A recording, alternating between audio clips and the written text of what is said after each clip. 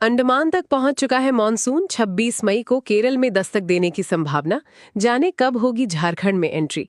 मई महीने के पहले 15 दिनों में राज्य के कई इलाकों में रह रहकर हुई बारिश से कमोबेश पूरे राज्य में पारा ज्यादा नहीं चढ़ा और लोगों को गर्मी का एहसास कम हुआ था। लेकिन 15 मई के बाद से उत्तर पश्चिम दिशा की ओर से आने वाली तेज पछुआ हवा के प्रभाव से पलामू, गढ़वा, चतरा सहित कई जिले तपिश भरी गर्मी और हीट स्ट्रोक के प्रभाव में है। रांची मौसम केंद्र के निदेशक और वरिष्ठ मौसम पूर्वानुमान वैज्ञानिक बाबूराज पीपी बताते हैं कि आने वाले दिनों में राज्यवासियों, खासकर राज्य के पश्चिमी और उससे सटे जिलों में रहने वाले लोगों को गर्मी से कोई खास राहत नहीं मिलने वाली है।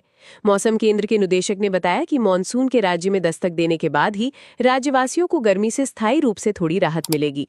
उन्होंने बताया कि अभी मानसून अंडमान तक पहुंच चुका है और वो केरल में दस्तक देने की सामान्य तिथि 1 जून से 5-6 दिन पूर्व 26 मई को केरल में दस्तक दे देगा। रांची मौसम केंद्र के निदेशक के अनुसार झारखंड में भी 10 जून तक मानसून दस्तक दे देगा। एसीबी ने बिजली विभाग के सहायक अभियंता को रिश्वत लेते किया गिरफ्तार। भ्रष्टाचार निरोधक ब्यूरो एसीबी हजारीबाग की टीम ने गुरुवार को कार्यवाही करते हुए बिजली विभाग के एक सहायक अभियंता को रिश्वत लेते रंगे हाथ गिरफ्तार किया है। आरोपी की पहचान सुनील कुमार के रूप में हुई है, जो विद्युत आपूर्ति प्रमंडल झुमरी तिलैया कोडरमा में सहायक अभियंता के पद पर कार्यरत था। जानकारी के अनुसार चौपारण थाना क्षेत्र निवासी राजू कुमार यादव ने एसीबी से शिकायत की थी कि उनके परिवार की निरसिंहहाड़ी स्थित ईंट भट्ठा के लिए लिया गया बिजली कनेक्शन बंद हो जाने के बाद वे सिक्योरिटी मनी वापस लेने की प्रक्रिया कर रहे थे। इस संबंध में उन्होंने विद्युत विभाग में आवेदन दिया था। आरोप है कि आवेदन प्रक्रिया आगे बढ़ाने के बदले सहायक अभियंता सुनील कुमार ने 15,000 रुपये रिश्वत की मांग की थी। बाद में सौदा 5,000 रुपये में तय हुआ। शिकायत मिलने के बाद एसीबी ने मामले का सत्यापन कराया, जिसमें रिश्वत मांगने की पुष्टि हुई। झारखंड की जेलों में 63% पद खाली। वर्तमान में जेल का एक कर्मचारी औसतन 3 लोगों का काम करने को मजबूर।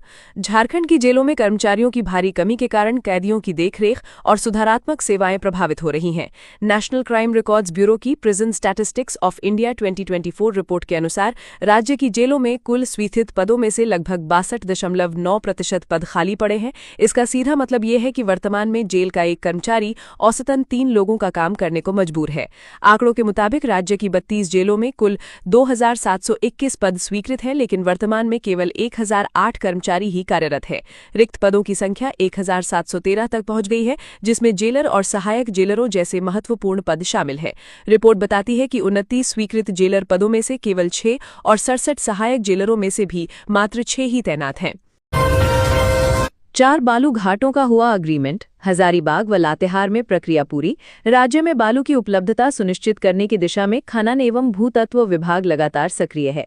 विभाग की ओर से आम लोगों और निर्माण कार्यों के लिए बालू की सुचारू आपूर्ति सुनिश्चित करने के लिए विभिन्न जिलों में बालू घाटों के संचालन की प्रक्रिया तेज की जा रही है। पूर्व में भी 9 बालू घाटों का अग्रीमेंट डीसी द्वारा किया गया है।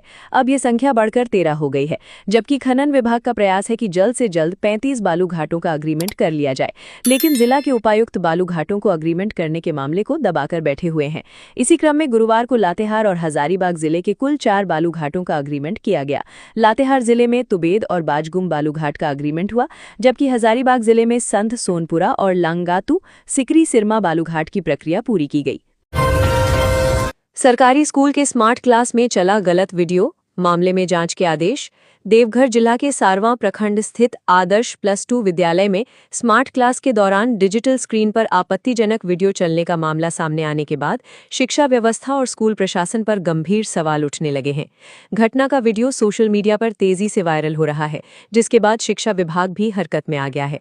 सोशल मीडिया पर वीडियो वायरल होने के बाद जिला शिक्षा विभाग ने मामले को गंभीरता से लिया है। स्कूल प्रबंधन को तत्काल शो कॉज जारी करते हुए पूरे मामले की जांच के आदेश दिए गए हैं। इस मामले पर प्रतिक्रिया देते हुए देवघर के जिला शिक्षा पदाधिकारी विनोद कुमार ने कहा कि विद्यालय अनुशासन से चलता है। यदि स्कूल प्रबंधन की लापरवाही से अनुशासन भंग हुआ है तो संबंधित कर्मियों पर सख्त कार्रवाई की जाएगी।